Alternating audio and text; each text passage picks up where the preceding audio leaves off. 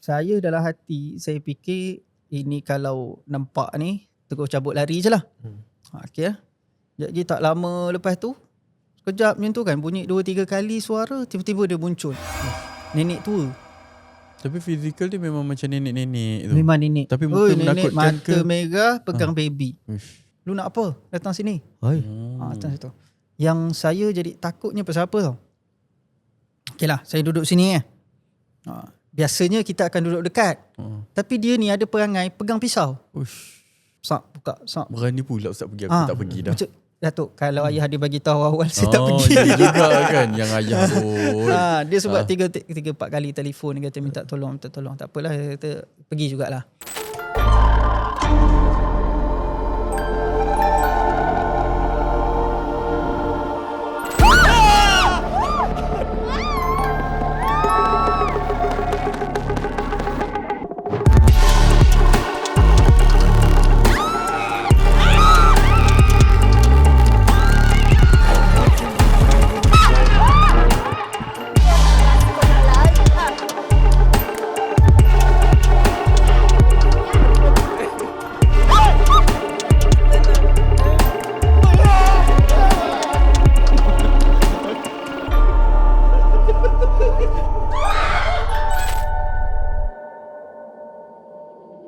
أعوذ بالله من الشيطان الرجيم وقل رب أعوذ بك من همزات الشياطين وأعوذ بك رب أن يحضرون Sadaqallahul Azim. Assalamualaikum warahmatullahi wabarakatuh kepada penonton-penonton di sebalik misteri. Bang, apa khabar? Alhamdulillah Datuk. Alhamdulillah. Alhamdulillah okey. Semua okey? Semua okey, alhamdulillah. Alhamdulillah. Kita sedang tak sedang dah hampir setengah tahun. Ya. Dan episod season kali ni, episod ni pun dah nak ke hujung-hujung dah. Dah hujung-hujung dah. Dan masa berjalan laju sangat cepat.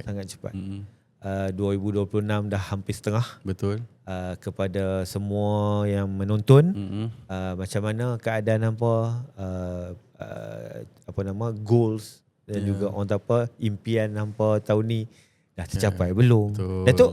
Saya tak ingat dah goal saya apa. Nak kata kurus tak kurus lagi. Mungkin adalah sikit-sikit kot untuk bisnes. Kurus sensitif. Okey Tok.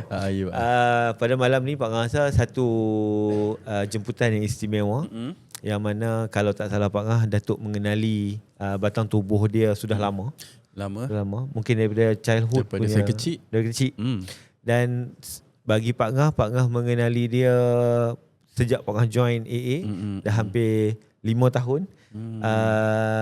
Selesa dengan dia, orangnya banyak ilmu, dan tempat Pak Ngah merujuk juga kalau ada masalah-masalah ataupun kekeliruan dalam agama. Jadi pada malam ni, apa pandangan Datuk terhadap beliau? Saya mengenali beliau ni Pak Ngah sebab kalau nak diikutkan umur saya dan juga beliau ni tidaklah terlalu jauh sangat bedanya. Dan juga ketika saya kecil, makanya beliau kecil jugalah. Ya. Okey, yang bestnya, waktu kecil saya satu taman perumahan dengan beliau. Jadi dekat perumahan tu dia ada satu laluan nak masuk ke taman tu. Bila kita lalu, kan perumahan, bila kita kat taman perumahan kan dia ada cara susunan lorong-lorong tu, dia kadang-kadang macam mana, ada yang lorong dia ke depan, ada yang lorong dia ke tepi, ada yang macam gitu susunan dia kan. Okey, kebetulan pula rumah ustaz ni, dia memang kita akan lalu satu lorong ni dan dia betul-betul di T. Maksudnya bila kita lalu, sebelum saya nak ke kiri, kita akan nampak rumah dia dulu. Okay. Jadi yang bestnya, yang buatkan saya ingat sampai sekarang, beliau bersama adik-beradiknya memang daripada kecil tu diorang macam sebaya-sebaya, lelaki-lelaki, and then akan yang selalu saya nampak diorang memang berkopiah, dan kita tahulah ayahnya juga someone lah kan, yang memang kuat agamanya. Jadi ayah saya ni Saya tak kali kau itulah. Lu naik kereta, kalau diorang tengah adik-beradik tengah main depan rumah, ayah saya akan cakap, kau tengok anak orang tu. Ayah kan macam tu. Elok je main adik-beradik. Macam tu kan. Korang macam kucing anjing. Itu kan. Kelahi je ke dia. Tengok anak orang tu. Macam tu lah. Macam tu. Ataupun kalau contoh pergi terawih. Kau kenapa tak pergi terawih? Kau tengok tu anak ustaz tu kata kecil-kecil je, semua berjubah, semua pergi terawih, tak tinggal tu tak dia. Okey, ingat lagi. Jadi macam itulah. Jadi memang dah kena daripada kecil selalu nampak. Kau tak salah saya, lepas tu beliau dengan family berpindah, saya tak ingat lah kan. Lepas tu bila saya dah besar apa semua ni, dah ada bisnes sendiri, saya dan waktu buka company, saya dan kakak, kita orang berfikirlah macam apa yang kita nak beri semula dekat staff-staff. Jadi kakak saya cakap, why not kita buatkan wajib semua staff-staff ini kena mengaji. Macam tu. Jadi waktu tu dekat kepala otak, kita nak panggil siapa Kebetulan tahu macam mana agaknya adik lelaki saya berkawan. Adik lelaki saya yang kecil berkawan dengan ustaz, dengan jemputan kita kejap lagi ni, berkawan, bersahabat baik. Jadi waktu itulah terkeluarnya mulut adik saya, kenapa tak kita panggil je dia. Tapi waktu tu beliau adalah seorang imam masjid jugalah. Dia ada banyak program masjid apa tu. Mula-mula tu mungkin agak berat lah sebab banyak aktiviti.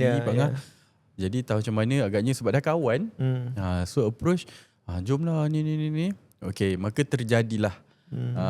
So datang bawa Al-Quran. So kita orang akan satu team by team akan masuk dekat bilik meeting tu, semua kena mengaji.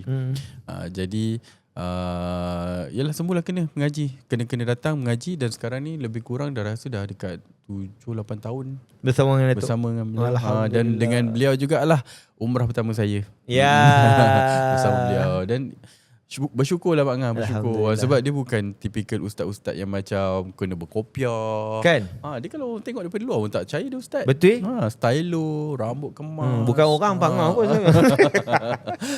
Jadi seronok lah bila tu. Ilmunya jangan dicakap, memang banyak dan luas. Dia kalau mengaji tu dia punya mata macam ni je, dengar je bacaan kita. Kita tergagap sikit, kita nak try tu dia tahu dah. Jangan cuba dia tahu.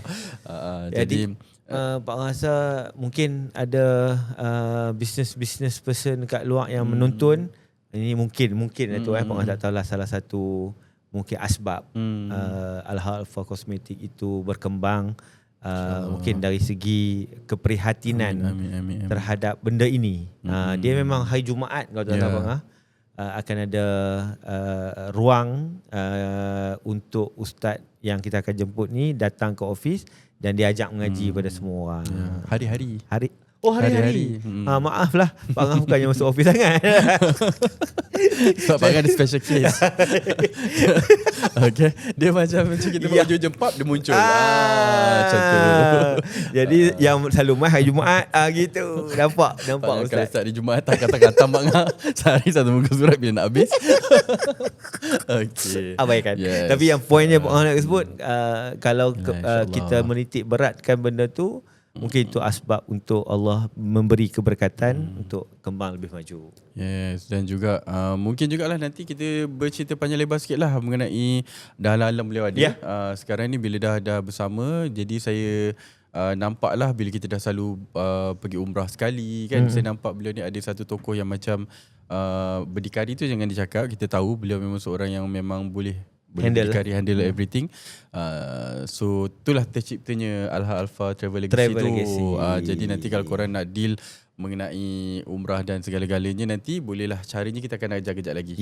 Bersama dengan Ustaz Izul tu. Betul. Kan. Tanpa memasa, hampa screenshot sekarang keadaan ni, hampa tag kami di Instagram story untuk dapatkan minyak lega. Dah banyak, ramai gila. Pak Ngah boleh kata seminggu sekali Pak Ngah duk post tu. Pak Ngah sendiri yang buat. Jadi kepada siapa yang teringin nak dapat dan nak mencuba, hampa screenshot sekarang, hampa post dekat IG story hampa tag Datuk di Al-Alfa, Pak Ngah Kun, dan di sebalik misteri .official. Ataupun komen kat bawah kenapa nak minyak ni. Contohnya boleh tulis, saya nak minyak tu sebab saya nak minta Pak Ngah sign kat botol. Boleh.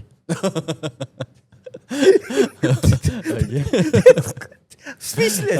Okay. Tanpa membuang masa tu, kita memperkenalkan pada malam ini jemputan yang tak asing bagi kami tapi mungkin asing bagi hangpa. Dia adalah orang yang amat penting juga dalam Di Sebalik Misteri. Betul. Tetapi pada ketika-ketika yang memerlukan penting tu, dia time tu lah dia tak ada, dia ada ceramah, dia sakit perut, dia nikahkan orang. Dia nikahkan orang. Dia adalah ustaz yang bersama dengan Datuk dah lama. Yes. Dan memang dia kita standby untuk setiap episod daripada season 1. Tapi kalau season 1 hampa tengok yang Zarazia apa semua tu, malam tu dia pergi nikah orang. Tapi Waktu dia tak ada lah. Betul. Kan? Time tu kejadian tu jadi kan. Kebanyakannya. Beliau dah pagar siap-siap kan. Alhamdulillah. Dan apa-apa jadi pun, kalau apa pun dia lari-lari dalam studio ni je, orang tu tak boleh lari keluar dari sini. Kita lah yang kita bermain. Jadi pada malam ni kami bawakan khas Tok noh. Betul. Tapi kita buat disclaimer sikit. Okay. Beliau dah berkahwin. Beliau dah berkahwin. Tak boleh try-try ya. Jangan. Dan Alhamdulillah Pak Ngah rasa dia, sekejap lagi kita akan berkenalan dengan dia. Tapi saja beritahu kat hampa, dia dah memegang jawatan yang agak penting dalam salah satu syarikat Dato' Alha. Jadi kita minta dia Sekejap perkenalkan. lagi kita kenalkan. Tanpa buang masa tu, Jom kita kenalkan dia. Ustaz Izul. Apa khabar Ustaz? Assalamualaikum. Alhamdulillah. Assalamualaikum Datuk. Assalamualaikum. Pak Ngah. Waalaikumsalam. Assalamualaikum buat semua pendengar Di Sebalik Misteri. Jadi saya adalah orang yang telah pun dikenalkan oleh Pak Ngah. Jadi Pak Ngah dah kenalkan, saya Muhammad Izul Islam. Dah berkahwin. Yang ni bini pesan. Sebab bini saya tak pesan kat saya. Jadi sekarang ni saya sebagai pengurus operasi Alha Alpha Travel Legacy. Dan juga dalam masa yang sama pengamal perubatan Islam juga. Alhamdulillah. Tadi tu kan. Ya Pak Ngah. Tempat berubat ke? Bukan, kami kat belakang tadi. Okay. Dia bawa kitab-kitab dia. Kitab-kitab perubatan. Dia tunjuk kat rumah. Dan Pak Ngah waktu tu orang rasa macam, memang kita duk kenal dia apa semua. Ada juga duk melawak dengan dia. Betul. Tapi bila dia tunjuk kitab tadi tu, kitab itu lusuh. Maksudnya memang dia guna dan dia pakai. Sekali lagi kalau kata ada kelapangan, kot ada sepatan Ustaz boleh tunjuklah kat para penonton. Benda tu boleh dapat kan Ustaz kan? Boleh. Ada jual. Boleh dapatkan dekat Ustaz ke? Boleh juga. Kalau nak tanya kat saya mana nak dapatkan, boleh lah mesej saya. Tak ada masalah. Saya boleh. Dekat TikTok? Dekat TikTok boleh, Instagram. dekat Instagram boleh, dekat Facebook boleh. Cuma waktu saya berdiskusi dengan Pak Ngah pasal kitab tu tadi, saya terkilan jugalah. Kitab tu Pak Ngah tak boleh baca. Allah Akbar. Saya bukan tak boleh baca tu sebab dia kecil. Lepas tu Pak Ngah ni rabun. Bila kecil dah rabun tu susah sikit masuklah tua-tua ni. Pak Ngah rabun jauh apa? Ni sebab kitab dia rabun jauh dekat sama. Saya pun sama silau. Mungkin kalau Ustaz bagi tadi saya silau. Tak boleh. Dia ataupun memang terhijab lah. Ditutup hijabnya Pak Ngah untuk kitab tu. Kitab tu sebab kalau Pak Ngah boleh baca dan amal, tak ada lah je Ustaz. Mungkin kita tukar lah. Okey Ustaz, pada malam ni insya-Allah sebelum tu Pak Ngah, nak tanya dulu, kalau ada antara diorang ni Ustaz, diorang nak ikut program umrah ke, diorang nak ikut Ustaz, nak tanya kita punya package ke, macam mana Ustaz? Okey, jadi insya-Allah dalam masa terdekat ni, insya-Allah start bulan 9, bulan 10, bulan 11, bulan 12 kita ada package umrah buat masa ni. Dan juga kita punya harga untuk musim biasa start daripada RM6,000 lah. Murah Pak. RM6,000 insya-Allah. Ada boleh untung sampai. Ada. Kita lebih kepada Kebajikan. nak bawa orang dulu untuk kita bagi nampak kat mana selama ni kita sembahyang pandang kiblat tu kan. Bagi nampak Kaabah dulu. Allah Kan? mulialah. Lepas tu baru kita charge mahal. Tak ada lagi. Yang tu tak mulia. Umrah pertama saya bersama dengan Ustaz Izul. Jadi saya tak tahu lah Ustaz kan, kita berpeluang alhamdulillah bawa semua staff-staff AA, ada buat keluarga-keluarga. Dan juga pada awalnya saya rasa setiap orang yang belum ada pengalaman menunaikan umrah ataupun haji ni, diorang mesti ada satu perasaan takut. Kan nak pergi sana ni macam mana ni, kita tak cukup ilmunya, tak cukup amalannya, nak baca apa nanti kan Ustaz kan, macam mana nak pergi sana nanti tak tahu apa nak buat apa semua. Saya rasa disebabkan di orang kata dah tertulis dah first umrah saya bersama dengan Ustaz Izul. So saya rasa macam ketagih nak pergi selalu. Dia tak ada pressure, kita tak ada rasa tekanan, kita tak ada rasa berat, kita tak ada rasa macam benda-benda yang stress tak ada. So kepada anda kalau nak rasakan experience yang sama mungkin boleh pergi bersama-sama dengan kami nanti insyaAllah. Ya. InsyaAllah. Dan juga ramai juga kadang-kadang dia makin lama dah selalu dah pergi dengan Ustaz Izul ni sebab beliau ni banyak kenalan dekat sana. Ya. Jadi kadang-kadang bila saya buat umrah tu orang pun pelik, orang pun DM saya ni pergi buat umrah ke pergi mana ni?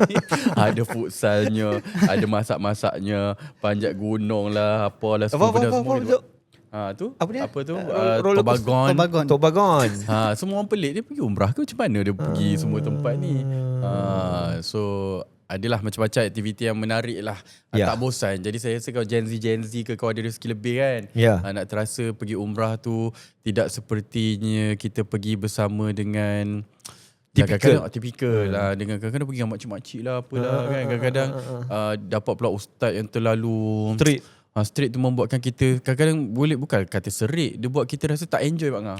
Kita rasa macam sepatutnya tempat tu kita nak pergi ziarah ni kan kita perlu rasa enjoy lah. Betul. Kan, ataupun kita rasa nanti nak pergi lagi. Betul. So mungkinlah ni asbab you guys tengok di sebalik misteri ni kok-koklah terbuka hatinya. Betul. Nak menunaikan umrah, boleh cari Ustaz Izul nanti. Diorang boleh cari dekat Instagram Ustaz? Boleh, kita ada Instagram Al-Halfa Travel Legacy, dan juga ada TikTok Al-Halfa Travel Legacy. Mungkin cara mudah. Boleh saya slip satu. Kita boleh, ada promosi menarik ni. Wow. Kita ada promosi Dah menarik. tanya bos lah?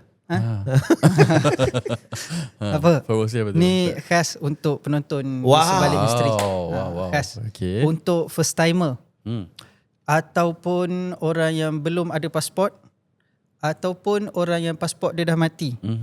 Dia daftar package kita, kita akan belanja dia duit pasport. Wow. Serius Kita lah. akan belanja dia duit pasport tu. Tapi untuk yang pasport mati ataupun tak ada pasport lah. Kalau pasport dia hidup, tak boleh lah. Khas untuk penonton di sebalik misteri. Aku dah renew bulan lepas. Tapi tadi kalau hampa dengar daripada mulut owner, Pak Ngah tahun lepas pun bersama dengan Ustaz dan juga Datuk untuk berpeluang mengikuti umrah. Dia dekat mana tempat yang serius, kita serius. Kan, waktu kita mengerjakan ibadah tu memang fokus lah.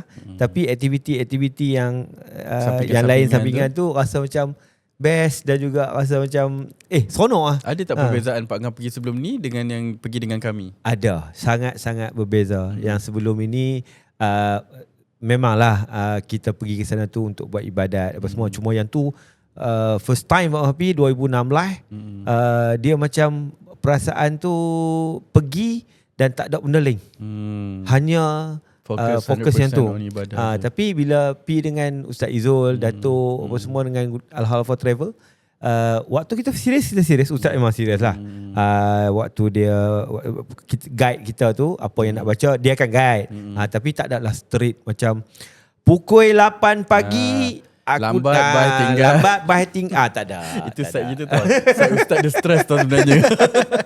Side Ustaz dia stress dengan kita tau. Bagi Pak Ngah, dia komplimentkan jemaah. Yelah, saya cakap dia tak ada rasa perasaan macam serik ke macam tak. Dia enjoy je kita kat sana kan, alhamdulillah. Dan kalau ada rezeki Pak Ngah nak bawa juga family pergi dengan Ustaz. Tapi best, memang best nampak, serius. Dapat beg cantik lagi. Beg cantik.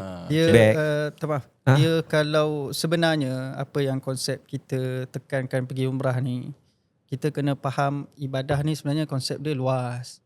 Dia bukan semata-mata buat umrah tu.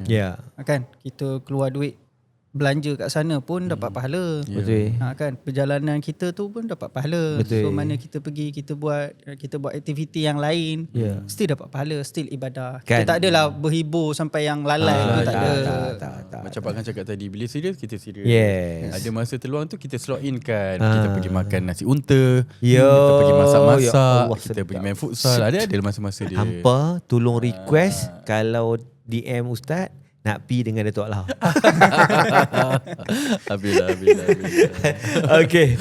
So Ustaz, Yeah. pada malam ni kita di sebalik misteri. Mungkin sisi yang lain Ustaz lihat Pak Ngah dengan Datuk bercakap, berbicara dan juga kita berdiskusi dalam hal yang tak pernah kita sembang sebelum ni. Okay. Jadi kat sini kita tujuan dia adalah untuk berkongsi pengalaman-pengalaman ustaz sebagai, yang ni bukan ketua pegawai operasi tadi, pengalaman ustaz sebagai pengamal perubatan Islam. Berapa tahun dah ustaz? Lama jugalah. Lama juga. Cuma sejak kebelakangan ni kurang terlibat lah. Kurang terlibat, sibuk. Sibuk. Rasa ada 10 tahun. 10 tahun. Jadi ustaz akan berkongsi pengalaman-pengalaman dia berhadapan dengan situasi-situasi yang sebegini. Tetapi ustaz, kalau ustaz ada daripada tok guru, ustaz apa semua yang bagi tips ke apa ke, petua ke, bacaan ke, ustaz ajaklah, kan? Bukan kata penonton, kami pun sendiri nak belajar dan nak mengetahui. Sebab kalau kata dia di belakang tabir, dia tak serta kami. So hari ni insyaAllah kami nak correct dengan dia. Dan mungkin ini boleh dijadikan sebagai satu pelajaran Datuk kepada semua yang ada kat sini. InsyaAllah. Itu yang pertama. Tapi Pak nak dengar soalan Datuk yang paling best sebab tu tidak pernah. Perlu ke tanya ni soalan? Perlu tu. Kena juga. Pak nak tahu juga dia sebab Pak tanya dia tak pernah nak jawab. Apa soalan ni? Tadi tak ada pun. Tadi tak ada kan, dalam skrip tak ada kan. Soalan ni muncul. Tak ada. Selalunya kalau jemputan kita kan Ustaz, diorang semua ni, penonton-penonton ni semua nak tahu, walaupun hari tu kita tanya Ustaz Kazim, kita tanya Ustaz lain kan. Diorang nak tahulah kalau Ustaz-Ustaz ni sebenarnya tahap ketakutan tu diorang tu macam mana. Contohnya kalau kita tahu memang semua perlu percaya kan, ada ni perkara-perkara gaib ni. Cuma je diorang nak tahu daripada skala 1 tu paling tak takut, 5 tu tengah-tengah, 10 tu paling takut. Ustaz dekat mana? Ustaz jangan cakap Ustaz 10. Dah jangan. 10 tadi tu tak takut. Paling takut. Paling takut 10. Biasa-biasa. 15 Setiap nombor yang Ustaz bagi, Pak Ngah akan bertambah 10. Dia macam lebih sikit. Okay, bak takut ni sebenarnya depend. Kita dengan tu ni, nak kata kita tak takut pun tak, kita takut sangat pun tak juga. Tapi sepanjang kita berubat orang ni, kita bergantung kepada pesakit tu dia sakit macam mana.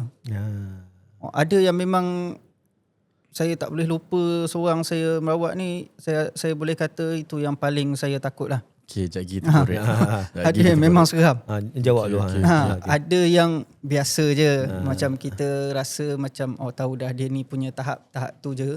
Akan dia punya sakit dia punya kena rasuk dia ke apa ke tahap tu. So yang tu kurang lah sikit. Ada yang memang datang dengan kita tengok pun dia sihat je sebenarnya. Cuma just nakkan kepada rawatan. Yang tu kita pun okey. Dan sebenarnya kita ada juga perasaan takut tu lah setiap kali merawat, tapi depend, tengok kes. So, skala 5 takut tak takut? Ada yang sampai tahap paling tinggi pun ada. Tahap paling tinggi pun ada. So dia depends on situation lah. Itulah situasi dia. Dia tak pernah jawab soalan tu. Okay, tak apa, fine. Kita ataupun masa tu kita nak menyelusuri pengalaman Ustaz Izul dalam perubatan. Mungkin kita boleh start dengan macam mana boleh terjebak dengan tu. Kadang-kadang lain-lain ustaz pun diorang just ustaz untuk pergi ke mengimamkan di masjid apa semua saja kan. Ada yang ajar mengaji saja, diorang tak terlibat dengan perubatan Islam ni. So macam ustaz ni macam mana boleh terjebak tu, macam mana boleh buat join? Dia firstnya sebab minat lah. Minat. Minat. Saya lebih kepada minat cuba benda baru. Dia sebenarnya saya terjebak ni orang kata nak ambil ilmu je.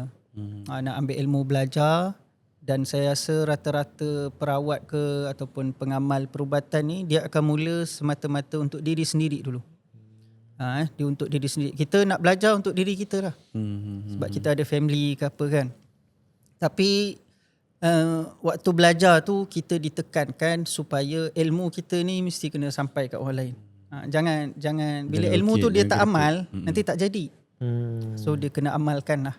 Lepas tu itu yang waktu sebelum kahwin lagi dah mula kan, sampailah satu tahap yang dah agak sibuk sikit. So kita still mengamalkan untuk yang terdekat lah.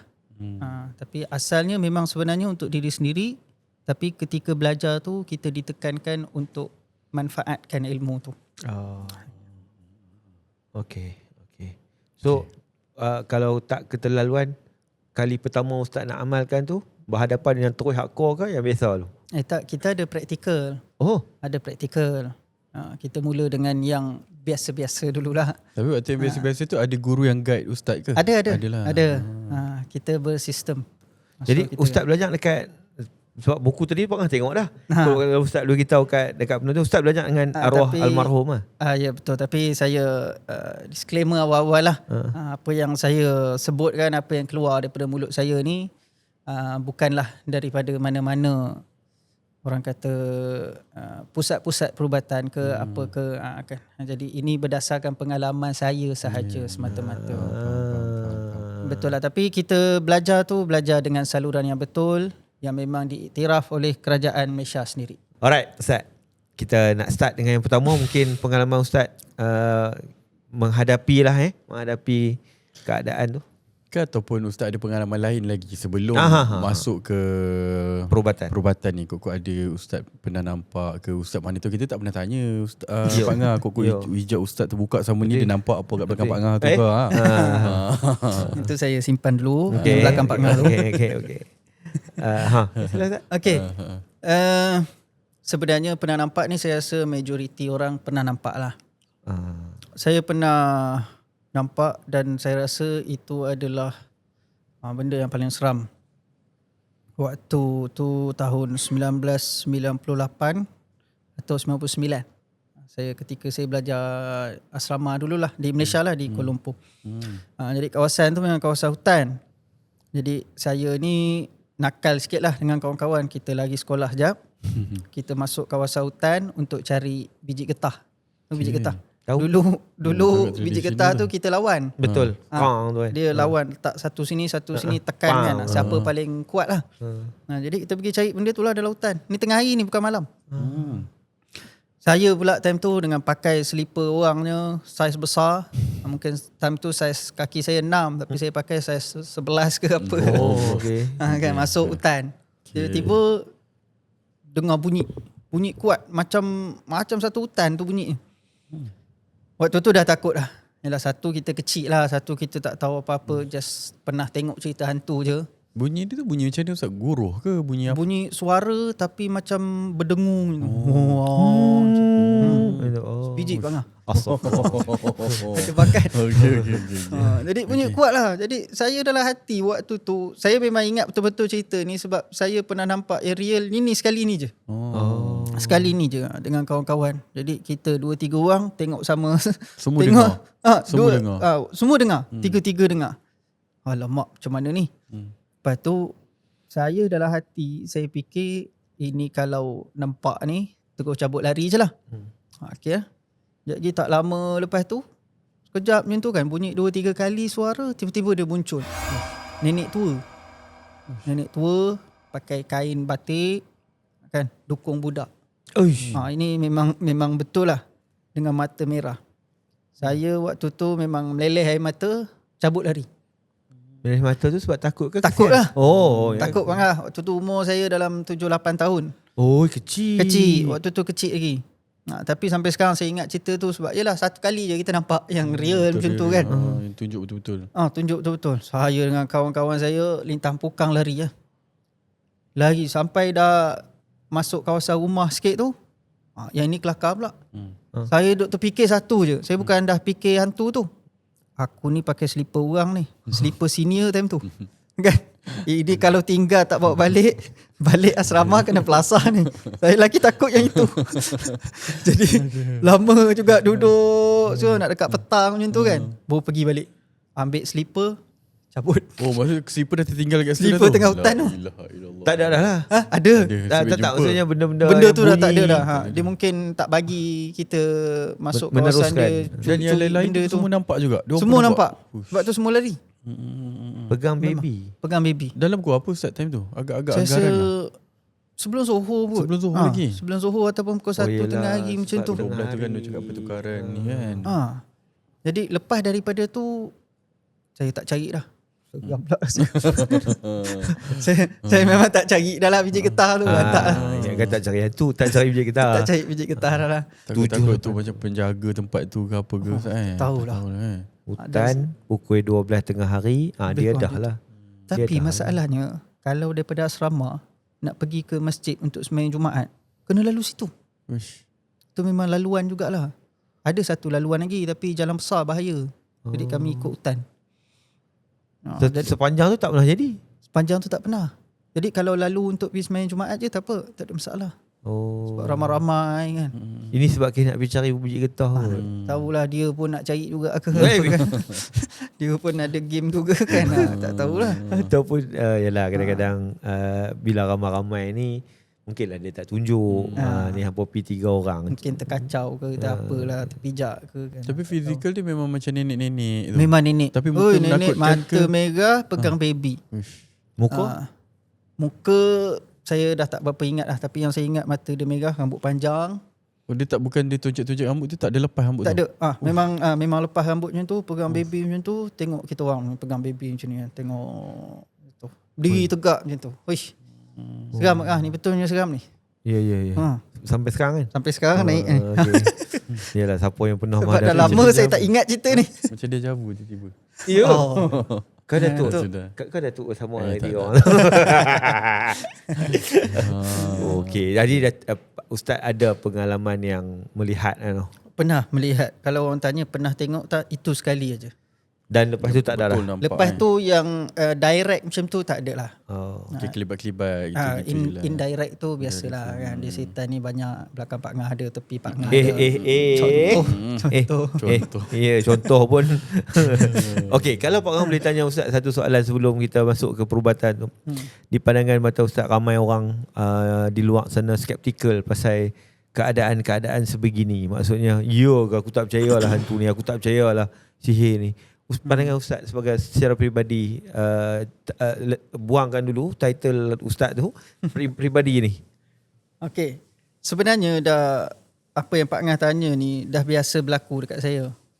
Baru ni ataupun hari 2-3 hari lepas, ada pasangan ni lah, suami isteri yang anak dia baby menangis tak berhenti.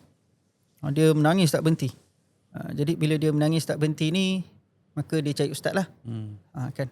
Jadi dia mesej saya dan saya tak dapat nak orang kata apa, tengok baby tu lah, pasal dia pun duduk luar daripada kawasan saya kan. Lepas tu saya sarankan dia pergi ke pusat perubatan terus lah.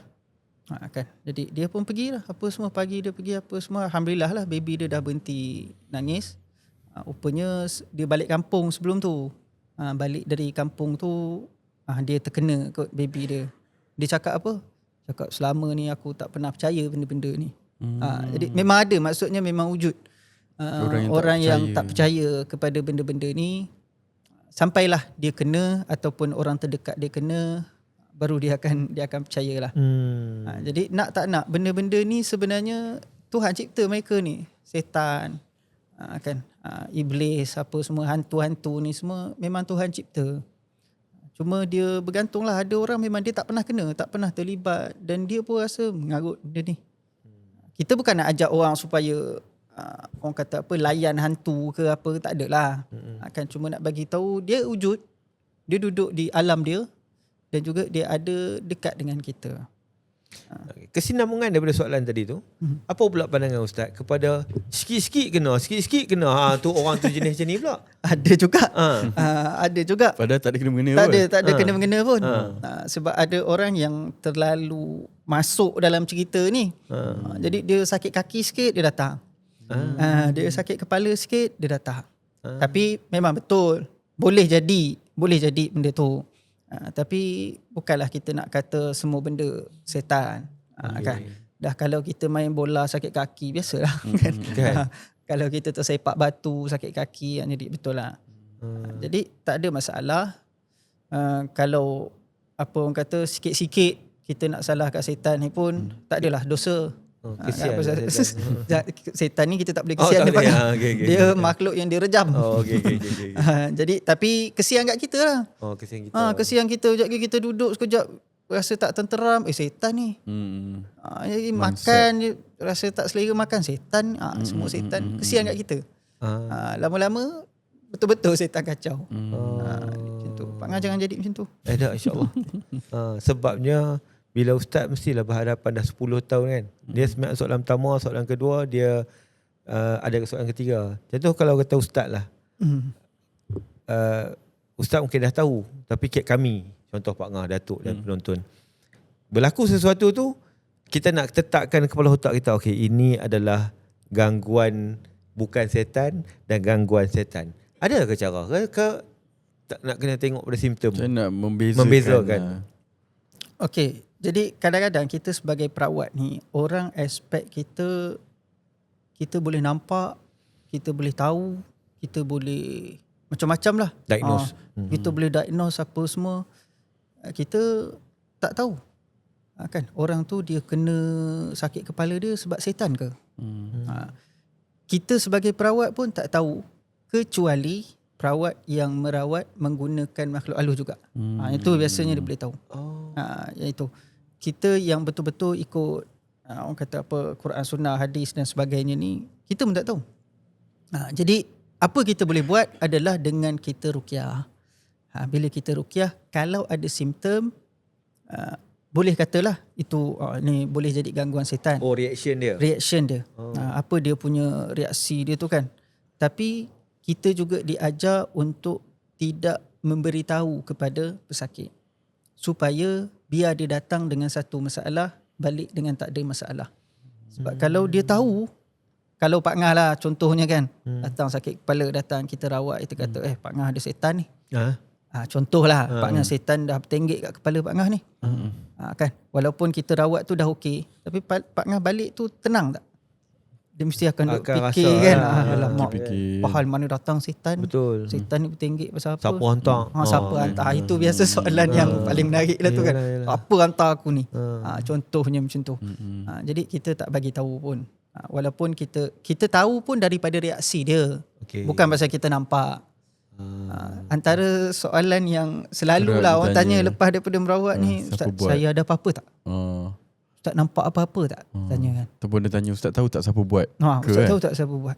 Saya jawab senang je. Saya kalau nampak apa-apa, saya cabut lagi dulu. Apa saya nak duduk sini? Jadi biasanya macam itulah. Jadi apa yang kita nak buat bila kita kena apa-apa adalah kita terus ikhtiar. Kita terus ikhtiar. Rasa sakit kepala, mana kita perlu jumpa doktor ke, ataupun nak buat air tawar ke, tak ada masalah. Terima kasih penjelasan itu. Saya rasa macam ini satu sisi ataupun persepsi yang lain, jemputan daripada jemputan-jemputan kita yang lain. Baik. Jadi kita tak buang masa lah Ustaz. Kita tak tengok pada contoh, sebab kami agak excited tentang kisah-kisah perubatan yang Ustaz hadapi dan juga experience lah. Silakan Ustaz. Kisah merawat lah. Jadi macam-macam orang kan. Kita merawat ni daripada sekecil-kecil perkara. Ada yang hantar yang datang tak ada masalah apa pun. Kan dia sendiri mengaku, Ustaz saya ni tak ada apa, cuma saja datang. Kata mungkin dia ada free ke ataupun dia kadang-kadang macam rutin, macam kita pergi buat medical check up di doktor kan. Contohnya tu, kadang bukan kita sebab kita sakit, tapi just saja nak tengok ada apa-apa ke, ataupun sekadar nak ambil air, kan nak ambil air Yasin ke, air doa dan sebagainya. Start daripada kes macam tu sampailah saya rasa sebesar-besar kes lah. Biasanya kita di pusat rawatan, kadang-kadang satu rawatan tu kita tengok waktu merawat juga. Kalau malam, kan kalau malam, kalau rawatan yang teruk-teruk ni biasanya kita akan rawat sikit je. Sebab satu, pesakit tu dia dah penat. Dia dah kerja satu hari kan, ataupun orang kata malam ni memang penat lah walaupun dia tak kerja pun. Kan dia akan penat. Jadi bila kita rawat, dia akan lagi penat. Penat tau. Dia bila orang yang kena ada masalah-masalah macam ni bila dia pergi berubat tu, dia akan jadi lagi penat. Bila malam, jadi kita ringan-ringan dulu. Kita akan pergi bagi dia solusi. Contoh kita bagi air, daun bidara kan untuk dia buat mandian. Kita bagi juga beberapa zikir untuk jadikan amalan. Kita akan suruh dia try yang itulah. Dan juga kalaulah sakit tu dia teruk sangat, kita akan bagi air je lah. Sebab kalau kita rawat nanti ada sekali saya buat tu, pergi dia, tempoh dia jadi panjang sangat. Dia boleh pergi ke setengah jam, ada yang 45 minit, ada sampai 1 jam. Jadi orang lain pun menunggu juga dengan masa yang terhad tu kan. Jadi dia jadi panjang lah. Jadi kita tengok satu waktu, situasi dan juga sakit orang tu lah. Ada tak macam contoh kalau kita bekam? Ramai pengamal bekam ni dia kata waktu afdalnya adalah 15 hari bulan Islam ke atas kan. Kalau macam merawat contohlah ni regular punya sesi lah. Ada tak ke tak ada? Ke tak kisah pun? Okey, untuk kita merawat sebenarnya lebih kurang macam doktor lah. Maksudnya ada orang sakit, dia datang lah. Cuma waktu untuk kita buat mandian dan sebagainya, dia ada waktu afdal dia. Waktu yang terbaiknya adalah selepas asar lah. Kita akan pesan selepas asar sebelum maghrib. Dalam pukul 5.30 macam tu, kalau nak buat mandian untuk rawatan ni, itu antara waktu yang terbaik lah. Okey. Kalau untuk buat itulah. Kemudian kalau zikir-zikir pun ada waktu-waktu dia. Lepas solat, sebelum tidur dan sebagainya. Untuk kita sebagai perawat, kita bergantung pada orang tu sakit bila lah. 2 pagi lah. Kalau tengah hari lah. Amalan yang ada waktu. Betul. Rawatan all the time lah. All the time. Okey. Suka Pak nak tanya bila Ustaz sebut pasal mandi. Apa pandangan Ustaz kalau contoh ada mandian bidara tu, kita tahulah yang ada mandian seri, mandian aura apa semua tu, Ustaz Mandi bunga. Mandi bunga ataupun mandi garam ke? Kita nak tengok dari sisi ustaz-ustaz. Dari sisi ustaz. Apa pandangan? Okey, untuk kita sebenarnya tak ada masalah. Tak ada masalah. Apa tujuan kita tu? Okey. Satu, yang kedua adalah apa bahan yang kita gunakan. Okey. Dan juga apa bacaannya? Bacaannya dan juga apa orang kata bahan-bahan tersebut ada bahan-bahan yang haram ataupun tak. Okey. Dan juga yang paling penting sebenarnya niat tu. Adakah kita rasa dengan bahan mandian yang kita gunakan ini dia akan betul-betul naikkan seri ke? Itu tak boleh dalam syirik lah. Dia akan jadi macam tu. Kecuali kita just buat dengan sebab. Tapi yang akan bagi benda tu Allah. Contohnya cari jodoh lah. Kenapa mandi bunga? Satu, bunga ni benda-benda yang orang suka. Orang suka, wangi. Lagi satu dia tumbuh-tumbuhan. So jangan pakai bunga plastik. Jadi pakai bunga betul, kita buat mandian. Tak ada masalah. Betul tak iktikad ini? Sebab kebanyakannya kalau orang ada juga yang main kat kami, analoginya adalah contoh kalau kita sakit demam, kita pergi jumpa doktor. Doktor bagi Panadol. Okay, atas iktikad bahawasanya setiap benda yang Allah cipta itu mempunyai kelebihan dan kegunaan. Betul. Tetapi akhirnya keizinan yang menentukan lah. Betul. Okay, jadi kalau itu yang medik, yang moden. Untuk yang ni, kita iktikadkanlah hati bahawasanya contoh bunga. Bunga itu Allah cipta, bukan sia-sia. Antara khasiat dia adalah dia menaikkan seri, khasiat bunga yang Allah cipta. Garam Allah cipta untuk mungkin benda-benda tu tak suka ke apa semua. Tapi kita ni niat tadi macam Ustaz kata tu, niat kita tahu benda-benda ni ada khasiat dia yang tersendiri, dan bila kita guna, kita minta Allah untuk izinkan khasiat itu kena dekat kita. Apa yang kita tadi, betul ke tak betul? Betul. Betul, tak ada masalah yang itu. Cuma bahan tu penting. Janganlah contohlah kita guna bahan yang haram. Tapi dengan tujuan yang baik. Itu tak boleh lah. Haram maksud Ustaz? Contoh. Contoh. Ada juga pesakit yang datang, dia kata, Ustaz, saya ni kalau saya minum arak, contoh kalau saya minum arak, saya punya penyakit ni dia boleh reda. Reda. Dia boleh reda.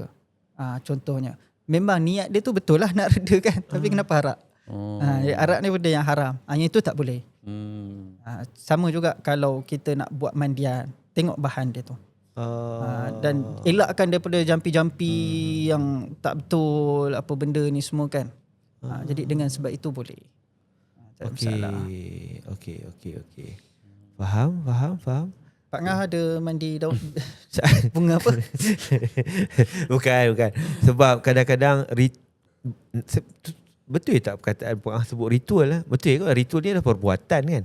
So ritual yang sebegini kadang-kadang dipandang serong oleh orang-orang. Mungkin serong tu dah dibuat mungkin tiba-tiba nak kena bawah jambatan lah. Exactly. Betul. Exactly. Tempat apa, dah ambil air pun boleh kan? Kan sebenarnya kan kau nak kena ikut malam bulan purnama lah. Contoh mungkin benda-benda tu lah Ustaz, Betul. akan membuatkan kita rasa benda tu syirik. So kalau kata ada syarat-syarat sebegitu, jangan. Elakkan lah. Elakkan. Saya nak kata jangan pun, kita kena tengok juga. Sebab ada juga yang contohlah contoh ada setengah sakit ni kita suruh mandi air hujan yang ditadah pada malam Jumaat. Itu tak ada jadi masalah. Sebab kenapa malam Jumaat? Sebab Jumaat tu adalah sebaik-baik hari. Okay.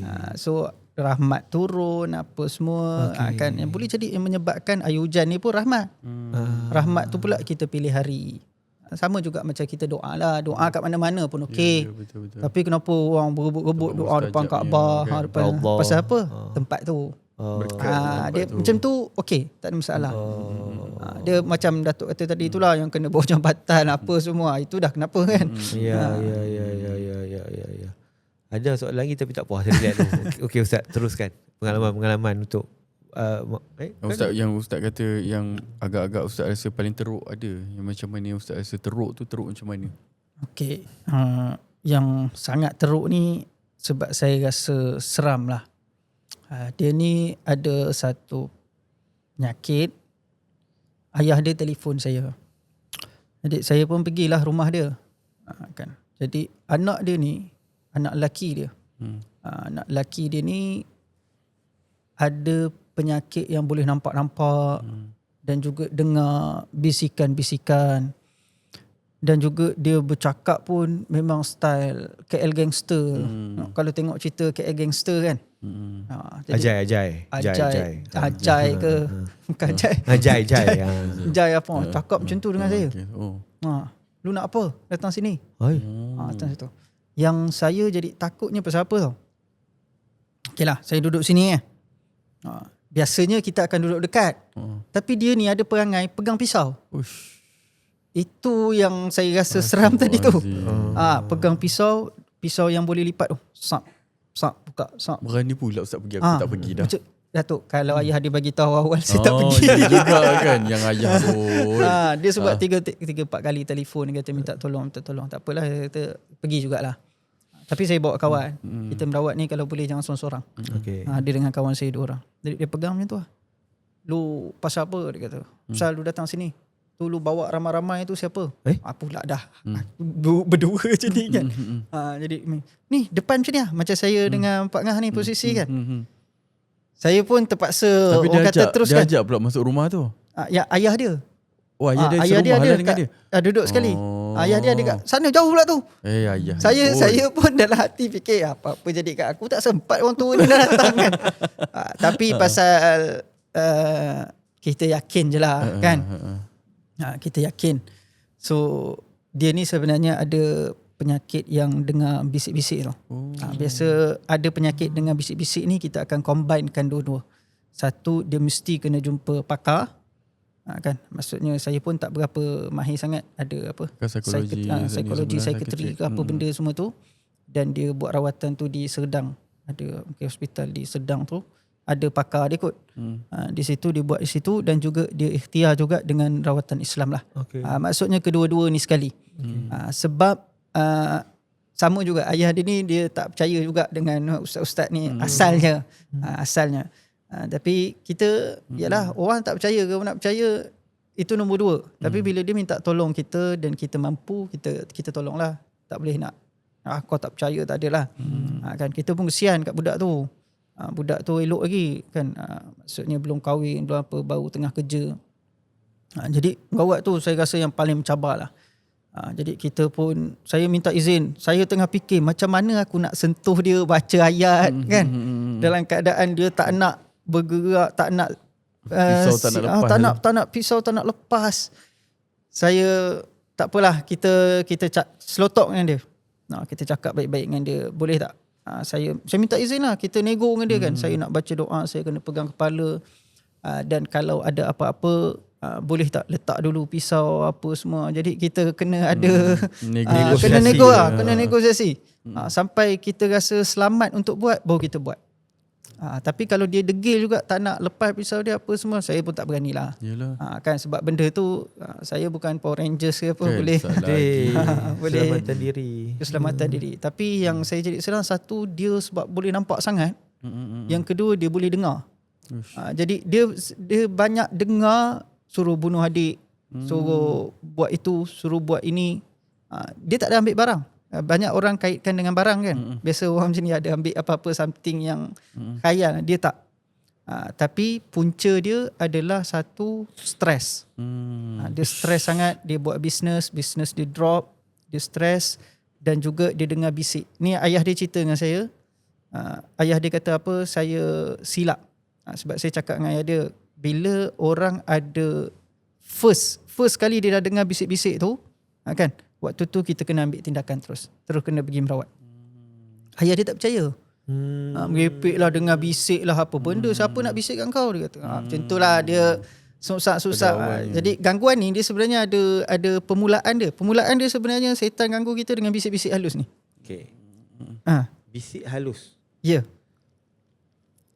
Pernah dengar tak? Normal people, contoh je Pak Ngah sendirilah. Kadang-kadang dia main fikiran. Contoh dia. Contohlah, yo kau dia ni cakap contoh kan. Adakah itu yang Ustaz masukkan sebagai bisikan, ataupun memang literally dia akan dengar suara Dengar suara. Kalau datang dalam fikiran ni, boleh jadi setan punya kerja lah. Setan punya kerja kan. Setan ni dia memang ganggu pemikiran kita, dan juga korin kita tu kan, yang selalu ajak kita buat jahat apa benda semua tu. Tapi ni dah sampai satu tahap yang memang dia dengar betul. Dia dengar macam tu. Walaupun asalnya dia main dengan isu imajinasi tu.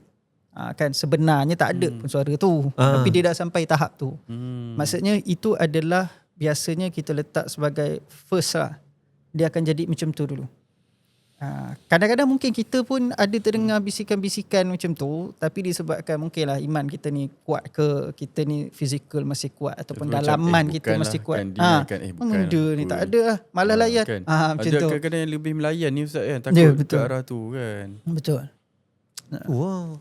Tak boleh nak membezakan bisikan syaitan dengan bisikan yang sebenar-benar itu adalah benda yang gangguan. Setan tu apa jenis bisikan dia, gangguan lah. Apa saja bisikan dia kira gangguan. Tinggal lagi itulah, kita ni ikut ke tak ikut sebenarnya. Tapi banyak dah sebenarnya kan yang kita ikut setan. Banyak. Kira kan sebenarnya tu diganggu setan juga tu. Cuma tadi tu yang abang kata, memang literally dia bercakap. Yes. Weh, bunuh dia. Macam tu. Dia dengar suara macam tu. Untuk dia dengar suara macam tu. Itu dah ke tahap psikologi kan. Ya. Dan memang kena ada dua kombinasi. Jangan kita pergi berubat biasa je. Bukan kita kata jangan. Buat juga yang itu. Jumpa juga pakarnya.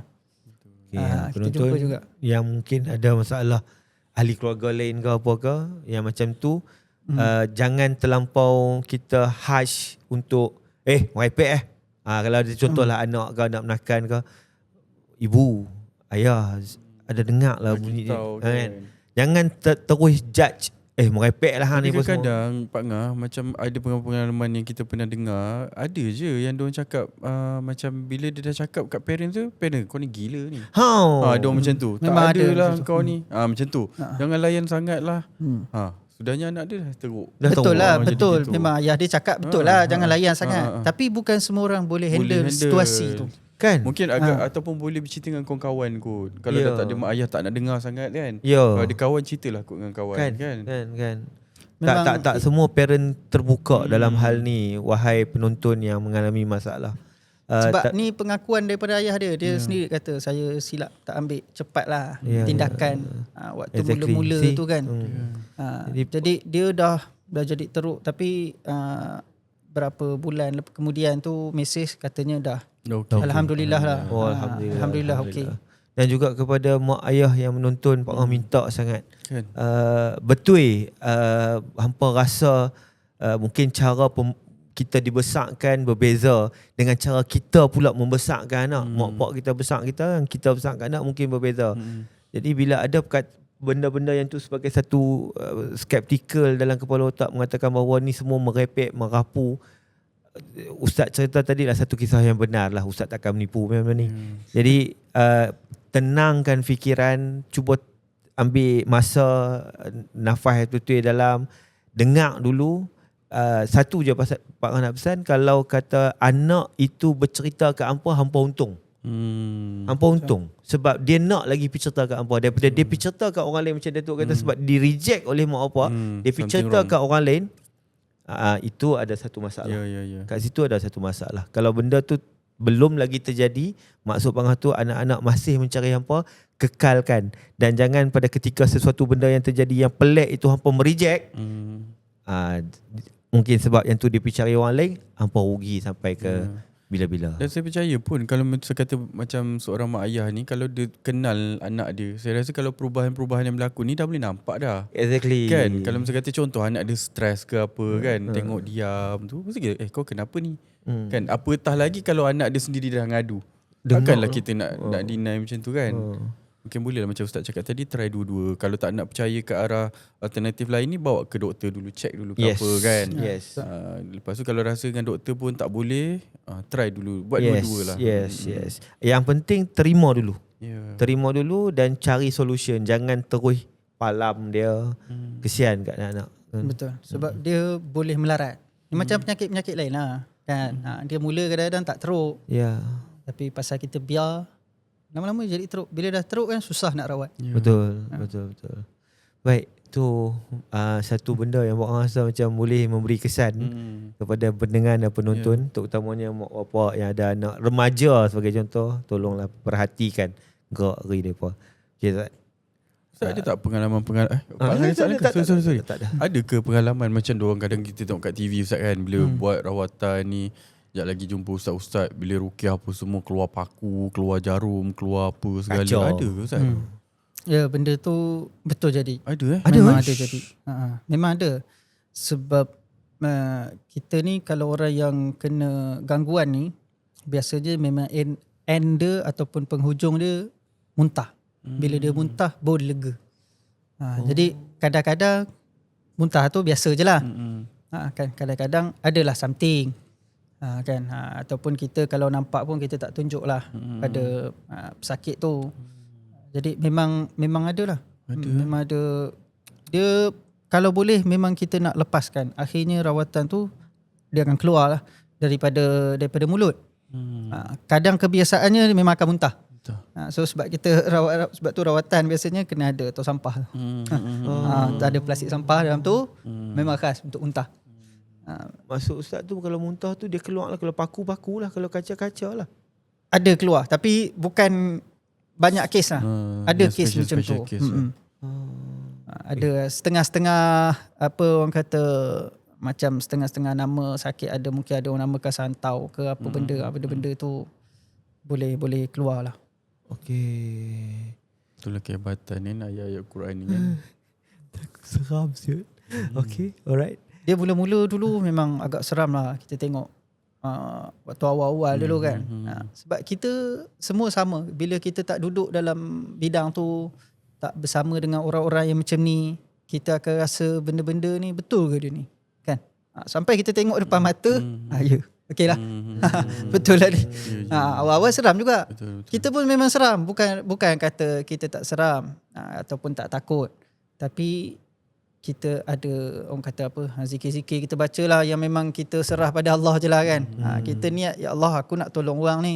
Kan? Kalau ada apa-apa yang nak kena dekat diri aku, kau lah jaga aku. Macam tu je lah. Kita niatkan macam tu je. Ada setengah guest datang, dia beritahu jin syaitan ni dia bila dia masuk ke dalam badan orang tu akan menyerupai dia. Contoh kalau dia ni nenek kebayan, contoh yang Ustaz nampak tu.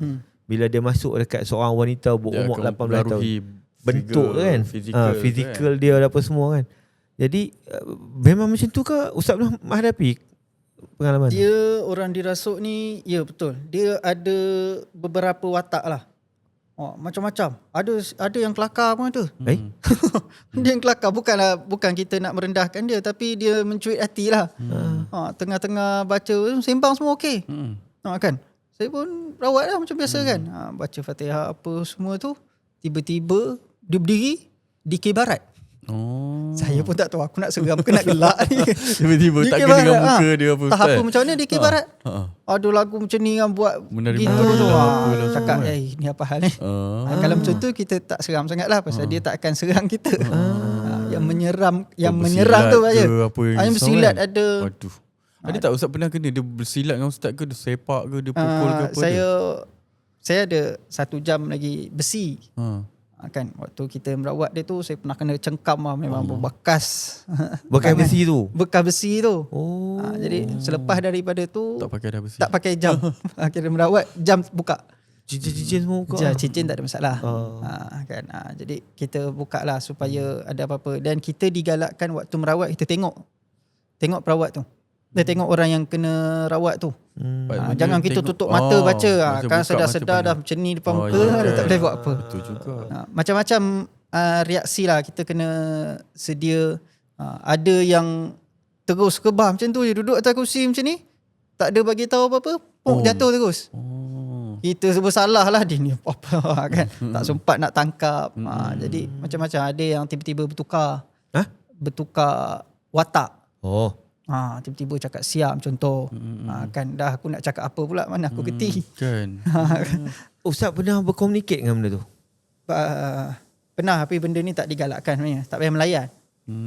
Kita jangan melayan dia. Tak payah ditanya dia lebih, tak payah dia tu ini. Kita halau sebab je kita lah. punya, kita diajar setan ni pembohong. Apa jadi pun setan ni pembohong. Kadang memang ada orang suka komunikasi dengan dia. Siapa hantar kau? Kau tak payah tahulah. 2-3 kali kita tanya, lala dia bagi tahu. Tapi dia bagi tahu tu, kita kena ingat menipu. Belum tentu betul. Belum jadi tentu fitnah. betul. Jadi fitnah. Sebab ada situasi orang kena fitnah. Kadang-kadang dia baca balik otak kita ke apa ke. Ada kadang-kadang dia jawab. Ada yang kelakarnya ada bila kita merawat dengan kawan-kawan ni kan. Kita duk baca ni, kata aku tak nak kau tak kuat, panggil ketua kau. Dia macam tu. Dia mencabar kita. Kau hajar setan kita.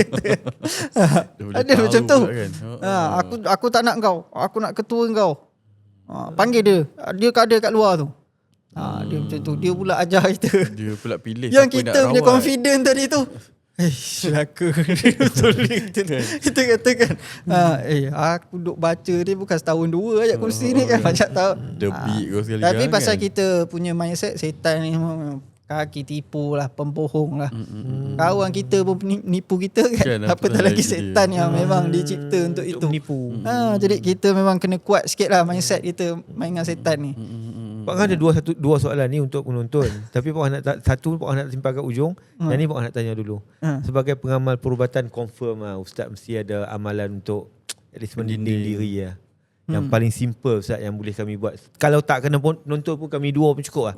Setiap kali nak masuk set kami baca dulu ke amalan tu ke yang diajar oleh sanad Ustaz. Doa dah baca Ustaz. Doa baca dah. Mesti dah baca kan. Tapi kadang-kadang terlepas juga balik ikut ke rumah tu. Ada juga. Lepas tu? Okay. Sebenarnya soalan Pak Ngah ni saya tak pernah jawab kalau bukan dalam podcast Pak Ngah. Sebab tu saya tanya dalam podcast. Sebab Pak Ngah selalu main-main. Kena serius. Kena serius lah. Serius. Okay. Jadi amalan dia sebenarnya tak susah pun. Dan memang selama ni kita duk buat, cuma kita kena betulkan waktu dia, tempat baca dia dan niat dia. Okay. Dia yang pertama, kebiasaannya dululah arwah Tuan Guru dia ajar apa? Dia ajar kita nak merawat orang ni kan, kita kalau boleh kita tanya dia dulu. Kalau dia datang kat kita lah, dia mengadu sakit itu sakit ini, kita akan tanya dia dulu solat cukup tak? Sebab kalau solat dia tak cukup, kita nak minta tolong dengan Allah sembuhkan dia. Tapi dia sendiri tak nak tolong diri dia. Faham jadi macam tu. Itu yang pertama. Yang kedua, kita semua ni solat. Jadi selepas daripada solat, kita nak buat wirid kita ke apa ke, silakan. Dah habis semua, kita baca surah Al-Fatihah. 7 kali. Fatihah 7 kali. Fatihah 7 kali. Yang kedua kita baca ayat kursi. Ayat kursi lah. Sekali. Yang ketiga kita baca 3 kul. 3 kul. Itu je. Untuk diri kita. Untuk diri. Dengan niat bacaan ni tadi ni untuk pendinding diri. Setiap kali lepas solat fardu. Setiap kali lepas solat fardu. Setiap kali. Kalau rasa Fatihah 7 kali itu berat, mulakan 1 hari sekali dulu. Contoh kalau kita nak mula hari ni, setiap kali lepas solat kita baca Fatihah sekali je. Okay. Esok 2 kali. Esok lagi 3 kali. Sampai hari ke-7 seminggu tu 7 kali. Okay. Konsisten 7. So amalan ni perlu dibuat selepas sekali habis solat? Habis solat fardu. Setiap kali. Ni habis wirid semua. Ya, Kita wirid dulu. Kita baca ayat kursi wirid. Kita Ya, baca ya, subhanallah, ya, alhamdulillah, Allah akbar, 3 tu kan. Baca doa habis semua. Ambil masa sekejap untuk baca ni je. Al-Fatihah 7 kali, Ayat kursi 3 kul. 3 kul. Dengan niat untuk mendinding diri. Dan benda ni sebenarnya kena amal lah. Bila dia jadikan amalan, baru benda tu ada fungsi. Ni ada fungsi lah. Dia kita selalu bagi contoh mudah. Kalau kita nak sembelih lembu lah. Kan kita asah pisau berjam-jam. Tarik lembu tu sekali je. Tapi kalau pisau tu tak tajam, tarik berapa kali pun. Jadi dia kena amalkan betul-betul bagi dia meresap. Tu amalan yang kata paling senang. Okay, tu satu. Dia ada beberapa lah. Dia lain semua lebih pada doa. Yang kedua, sebelum keluar rumah. Sebelum keluar rumah, baca ayat penggerak. Tadi Pak Ngah baca awal-awal tadi. Bismillahillazi la yadurru ma'asmi syai'un fil ardi wala fis sama'i wa huwas sami'ul alim. Baca 3 kali atau 7 kali. Waktu kita baca, kan, ni kalau kita nak balik kampung ataupun kita nak pergi tempat-tempat yang tak biasa kita pergi, menyeramkan ke, ada apa-apa ke, kita baca dulu ayat ni. Kalau tengah kita baca, tiba-tiba ada benda-benda yang kacau. Tiba-tiba telefon bunyi tak berhenti. Ataupun tengah baca terganggu lah maksudnya. Terganggu, tersekat-sekat. Batuk lah apa. Berhenti dulu, relax jap. Relax, nanti 10 minit lagi ke try balik. Kalau okey, baru kita keluar rumah. Baru kita gerak. Ayat penggerak, baca dulu, baru gerak. Ilmu baru. Ni kalau arwah ajar. tersekat ke ada gangguan tu, maksudnya jangan teruskan perjalanan tu. Jangan teruskan bacaan pun sekali. Biar dulu, relax dulu. Tiba kita duk baca ke pipe bocor pula. Maksudnya ada gangguan tu. Seolah-olah nak kata Allah kata jangan keluar dulu. Sabar dulu. Kalau kita degil keluar juga, mungkin tiba-tiba tayar pancit. Kita tak tahu apa. Tak tahu tak lah apa. Ini mana-mana kita nak pergi je. Bukan sebab kita nak pergi merawat ke apa. Mana-mana je. Faham. Kita nak keluar. Bismillahillazi la yadurru ma'asmihi syai'un fil ardi wala fis sama'i wa huwas sami'ul alim. 3 kali. 3 kali atau 5 kali? 7 kali. 7 kali. Atau 7 kali. Atau 7. Tawakal. Clear. Keluar je. Nak keluar je pintu. Bismillahi tawakkaltu ala Allah. Wala hawla wala quwwata illa billah. Ni hadis Nabi. Kalau buat ni juga, baca ni juga, setan tak kacau. Sampai kita balik. Okey. Hadis tu katakan yang baca tu 70,000 malaikat jaga tu, betul tak? Itu yang mana? Yang bismillah tawakkaltu ala Allah tu yang nak keluar rumah tu. Wallahu a'lam. Saya tak sampai ilmu tu kat saya. Saya duduk dengar, tak tahulah dhaif ke betul. Lepas tu satu lagi, waktu yang penting sebelum tidur. Sebelum tidur. Okey. Sebelum tidur ni sangat penting. Pasal apa? Waktu kita tidur, self defense kita ni kurang. Kan biasanya waktu kita tidur lah, curi masuk, itu ni. Jadi kita nak kena protect diri dengan bagus lah. Waktu tidur. Ini pun berdasarkan hadis Nabi juga. Yang pertama, ambil uduk. Sunat. Kecuali perempuan yang uzur lah. Yang kedua, kibas tempat tidur. Sunnah Nabi. Buang dulu lah. Maksudnya tak ada apa pun, buat je. Kibas je.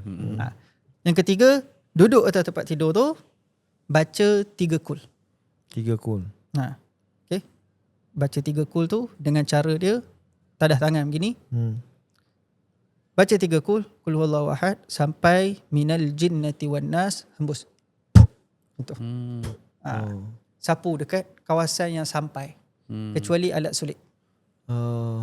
Yang ini buat 3 set. Maksudnya 9 kali ya?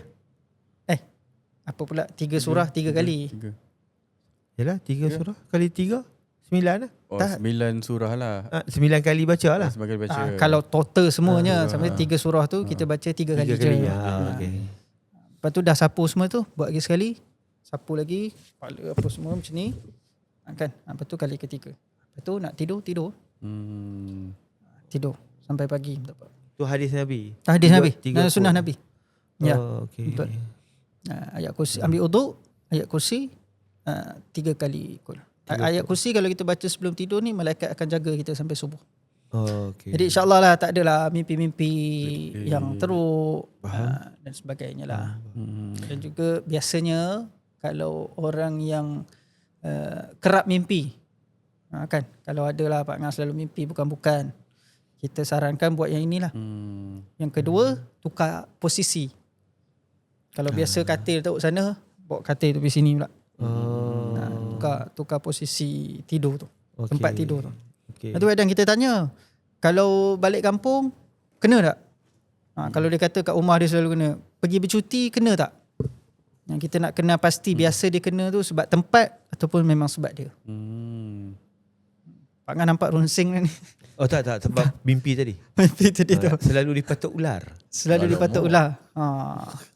Bahaya tu. Tak nak gurau dah. Ular jantan betina. Paling jauh Ustaz pergi merawat orang kat mana? Paling jauh. Tak ingat Pak Ngah. Paling jauh. Masih dalam Lembah KL. Kelang lah. Masih KL lah. Sebab saya ni kalau jauh sangat saya tak pergi. Soalan Pak Ngah tu sebab mesti lepas ni ada orang yang selalunya akan begitu. tanya. Sebab kita sama je. Saya ada karya saya. Maksudnya tempat tinggal saya. Saya rasa saya punya tanggungjawab adalah untuk memberi apa orang kata servis. Orang kata servis lah untuk ahli karya saya. Saya rasa kalau luar daripada tu saya tak berdosa kot kalau tak pergi. Pasal masing-masing ada mungkin ada ustaz dia, ada orang dia. Dan kebiasaannya saya akan minta terus pergi ke pusat rawatan. Ustaz karya mana? Rahsia. Hampa kalau nak tahu pun cari dia dekat Instagram. Okey. Kita Jadi, tak pandai. Tak pandai? Tak pandai. Okey, mungkin Ustaz ada 1 lagi 2 ke untuk orang tak apa? Pengalaman Ustaz. Atau ada ke Ustaz lepas Ustaz berubat orang tu, benda tu ikut balik Ikut balik. rumah ke, kacau family ke apa ke, ada tak Ustaz? Pernah lah. Ya. Pernah. Dan selepas dulu saya macam tak kisah tau orang nak datang rumah ataupun saya pergi mengata-gata. Sampailah satu situasi berlaku, lepas pada tu tak ada dah. Saya tak ada pergi mengata-gata dah. Maksudnya kita akan nak merawat, kita akan pergi ke pusat rawatan. Lepas tu kita digalakkan kalau kita balik daripada tempat-tempat ni, jangan balik rumah direct. Contohlah kita pergi merawat kan, jangan terus balik rumah lepas tu. Biasanya kita akan pergi minum dulu lah. Pergi minum, relax. Dan bila sampai ke rumah, kita tak terus masuk. Kita baca ayat kursi, hembus semua dulu, baru masuk. Lepas tu kalau ada baby, ada budak kecil, jangan terus pergi. Ni untuk orang yang kerja biasa ni pun, sebab banyak yang kena. Kan, sebab kita tak tahu tau, kita pergi satu tempat tu, mana kita singgah, apa yang berlaku, apa kita tak tahu.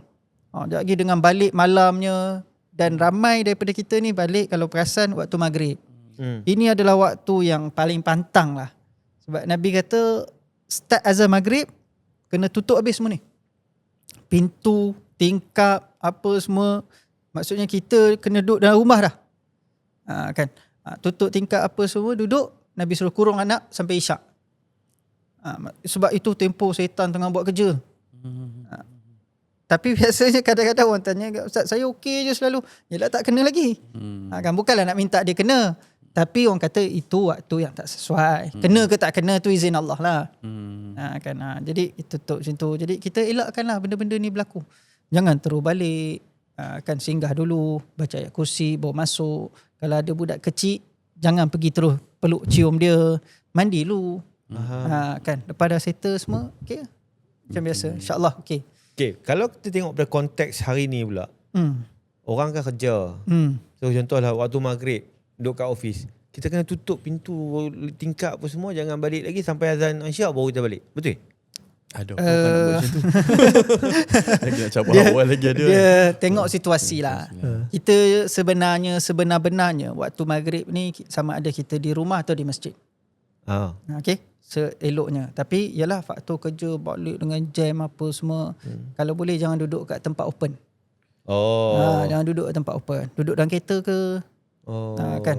Ataupun kalau di office duduk je lah kat office tu. Bukan kata setan ni tak datang rumah je, datang office je, tak. Cuma Nabi sebut pintu yang ditutup dengan nama Allah, setan tak boleh masuk. Antara benda yang waktu kita nak tutup pintu tu kurang-kurang sebutlah bismillah ke, Allahu Akbar ke. Dia sebenarnya setan ni dia boleh tembus je semua benda.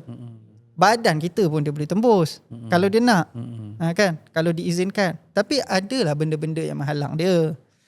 Contohnya yang tadi itulah Nabi kata kalau pintu yang ditutup dengan nama Allah, setan tak boleh masuk.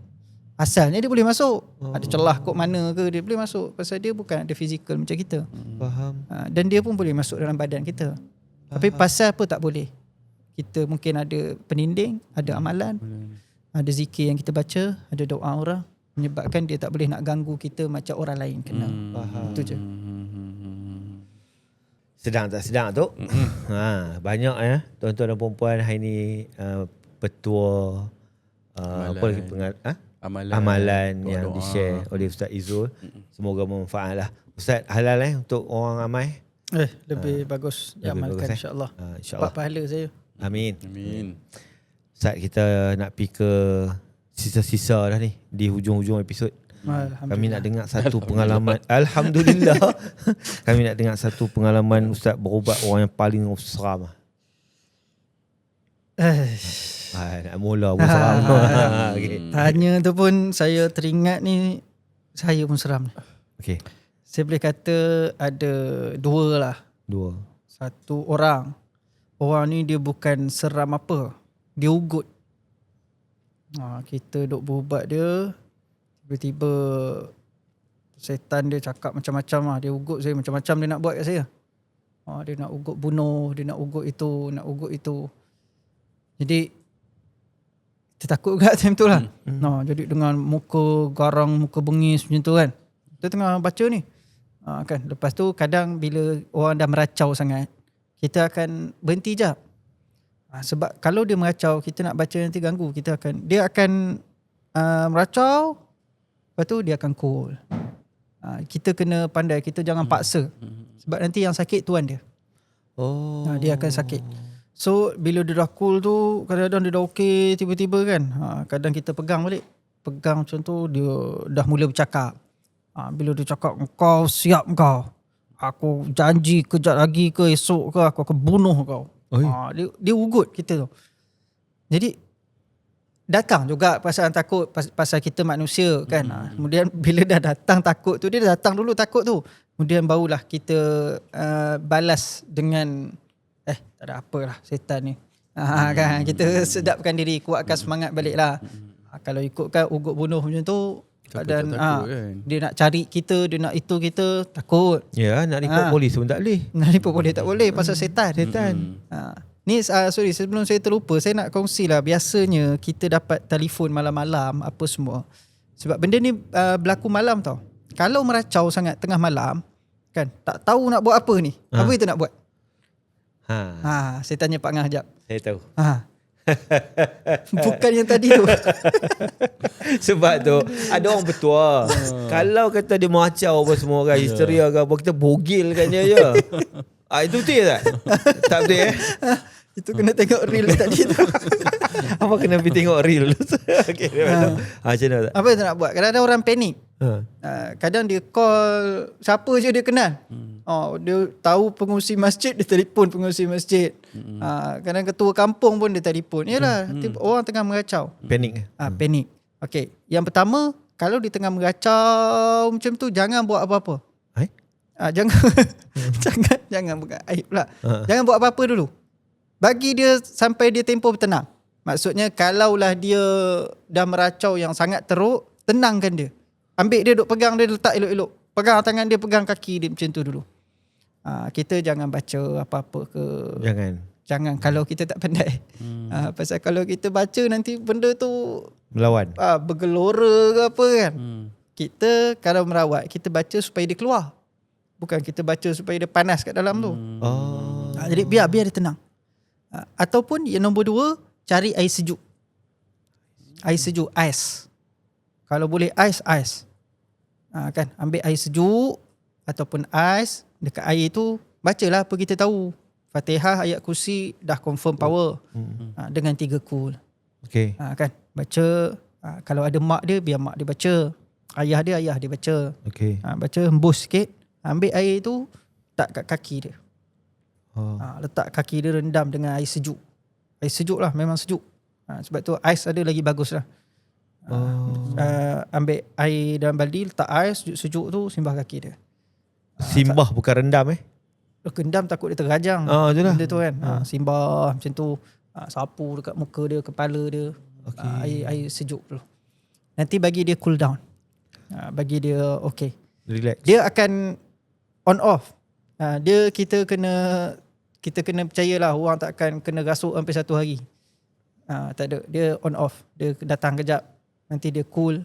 Dia datang balik nanti. Waktu datang balik tu pergilah jumpa ustaz. Ni kalau tengah-tengah malam lah, 12 malam 1 pagi kan.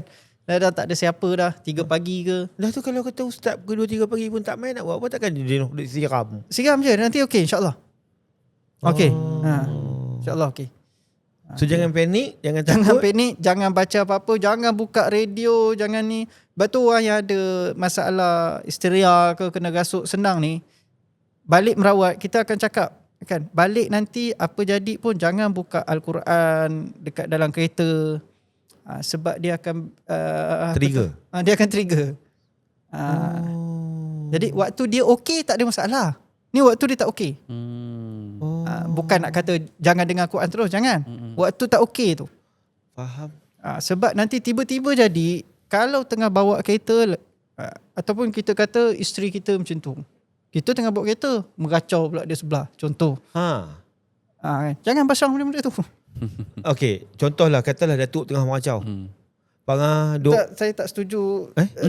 Pak Ngah tengah meracau. Okey, salah bagi dah ni soalan. Kata Datuk tengah meracau. Bang simbah ayam macam bagi relax. Ada tak possibility yang katalah ustaz sebelah tu. Ustaz ni bukan ustaz lah. Kata Izu lah sebelah ni. Dia boleh transfer? Bergantung. Kalau takut kalau dia lemah sangat jadi. Habis satu rumah basah Pak. Tu pasal rumah mana ni. Itu biasa jadi kalau histeria kat sekolah kan. Dia biasa macam tu, dia berjangkit. Histeria ni biasa perempuan kena. Tu kan kalau kat sekolah histeria kan. Seorang bangun menjerit, tak lama lepas tu pop. Ya kan? Dia lain kena. Dia jarang kalau lelaki lah, biasanya perempuan. So maksudnya kalau kata seorang terjadi tu, yang mana yang kuat semangat tu hampa pergi duduk jauh-jauh. Pergi. Ada budak kecil apa semua alih dulu. Bawa dia, selamatkan dia dulu. Okey. Sebab ni salah satu orang kata situasi yang panik yang selalu berlaku. Tengah malam. Tak tahu siapa nak tolong apa semua. Yelah kadang-kadang saya dapat panggilan kita tak ada kat situ. Ataupun dah tidur, dah itu, dah ini kan. Esok tu padahal okey dah. Esok tu jangan biar je. Esok pergilah pusat rawatan, pergi merawat. Faham. Ambil air. Jangan tinggalkan dia seorang-seorang lah tu. Jangan. Okey. Satu lagi. Okey. Mungkin yang terakhir. Yang terakhir lah. Ke ada episod 2 tak ada? Bergantung pada view. Bergantung kepada permintaan mereka. Permintaan dan view. Selalunya dia akan komen lah tu. Dia bila tanya soalan macam ni, dia akan cakap nak part tu Ustaz Izul. Tapi kita tak mudah-mudah bagi tu. Tak sangat. So kita perlu saya cerita ke? Tak apa boleh. Tapi tengok kalau cecah 200,000 view kita akan panggil lah untuk part tu. Sebab kami tahu yakin 10 tahun punya pengalaman tu takkan dapat disimpulkan dalam masa 1 jam lebih. Takkan. Okay, silakan. Tak banyak. Satu lagi ni, antara benda yang bahaya lah, ada orang minta saya merawat, bukan orang, tapi parang, keris, barang. barang. Barang. Barang. Penawar. Dia Nak tawarkan. itu antara satu kesilapan sebenarnya yang saya buat pergi timur. Tapi sebab dia kawan, benda tu ada kat rumah dia. Tapi bila benda tu ada kat rumah dia, asyik kena kacau je. Mak dia selalu kena kacau. Kejap-kejap orang ketuk pintu bilik mak dia. Mak dia buka tak ada orang, apa semua kan. Tu arwah punya tu, benda tu. Arwah ayah dia. Jadi dia dah serabut sangat. Dia bawa barang tu kat saya. Saya asalnya saya tak nak. Kan sebab benda tu datang rumah. Kan. Jadi dia minta berapa kali juga apa semua datang. Dia bawa naik kereta dia. Benda tu tak banyak pun, ada dalam 5 bilah ke 6 bilah je, letak dalam bonet. Berat kereta dia. Jadi berat kereta. Bukan kereta biasa tu, kereta jenama lah. Kereta jenama bonet ada sedan kan. Jadi berat kereta sampai. Jadi saya pun ambil, saya buat apa semua. Kira ustaz nak tawarkan lah tu. Maksudnya kita adalah cara untuk kita buang apa yang patut lah yang ada kat situ tu kan. Tapi memang keras benda tu. Memang keras lah. Ada efek dekat saya, kat keluarga pun. Lama juga ada kat rumah saya benda tu, pasal dia tak nak ambil balik. Cerita. Sebab sepatutnya janjinya saya buat dah settle, ambil lah. Sekarang orang tu tak nak ambil balik. Dia tinggal kat rumah. Dia kata ustaz nak bagi siapa bagilah. Siapa nak ambil barang keras macam tu? Keris. Dia keras tapi keras. Ada something. Tu apa dia yang jadi? Jadi ustaz tak paksa pula dia ambil balik time tu. Saya dah cakap tapi dia tak nak. Lalas ada juga kawan saya yang duduk dalam bidang ni jugalah, ubatan ni. Yang tahu. Saya bagi dia. Saya bagi dia ambil. Sebenarnya benda tu boleh jual. Tapi saya dah bukan fikir harga dah time tu kan. Fikir kau ambil cepat benda ni kan. Jadi dia ambil lah. Dia ganggu cara gangguan dia tu macam mana ustaz? Dia jadi macam, dia efek kadang-kadang bukan pada kita je. Kan? Pada keluarga. Kadang kalau ada jiran-jiran pun terkena. Adalah something-something yang asalnya dia tak macam tu. Tapi tiba-tiba jadi macam tu. Lemah semangat.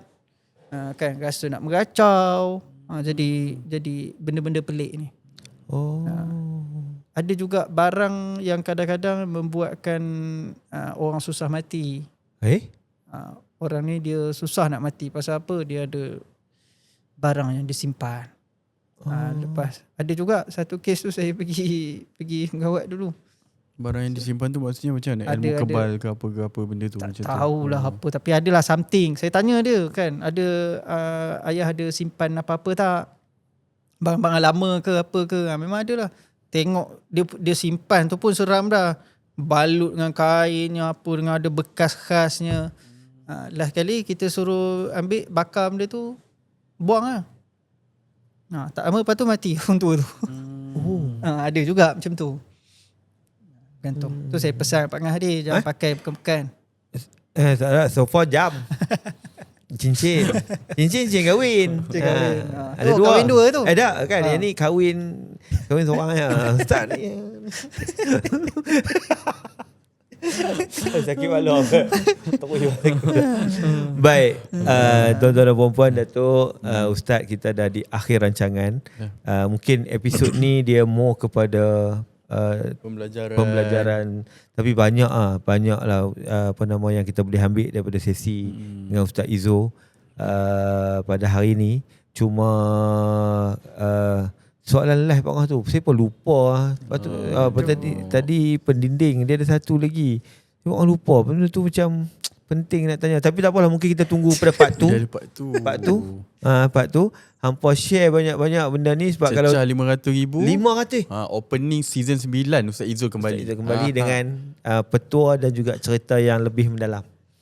Kali ni kita cabar dia, bawa orang dia ubatkan depan sini. Ya. Dan juga mungkin ada special discount ke apa untuk umrah ke. Part tu. Part 1 tak introduction. Jadi Datuk, Ya, Ustaz, kami minta maaf kalau ada silap sebut ke apa ke yang Teguran mengganggu tu salah Ustaz, cakap ke. kan? Sama-sama, Dan sama-sama. juga on behalf semua tim, terima kasih banyak kerana sudi hadir pada hari ini. Walaupun last minute sebenarnya panggil Ustaz ni, sebab dia tak mau ke depan. Dia memang pemalu orangnya.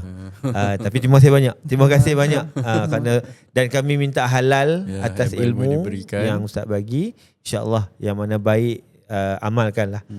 Yang mana tak baik daripada Ustaz tu kelemahan daripada diri dia sendiri. Yang baik tu datang daripada Allah.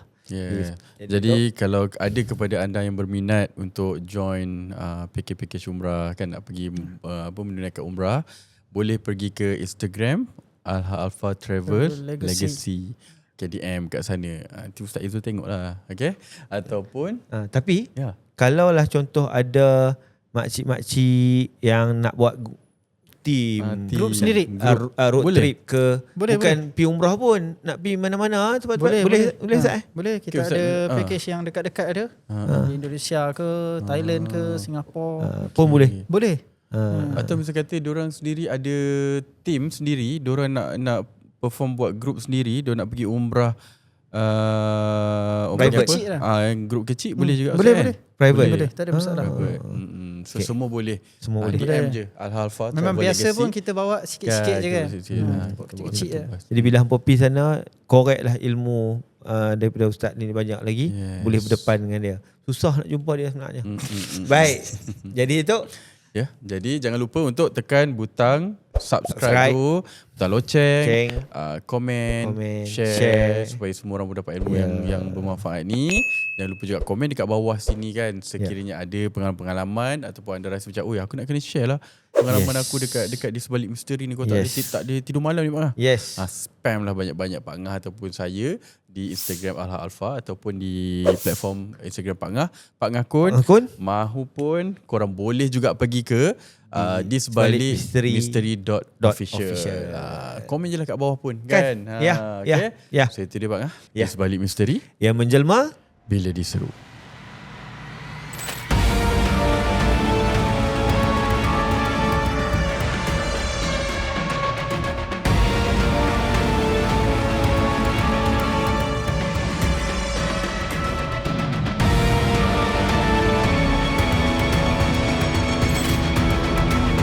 Di sebalik misteri.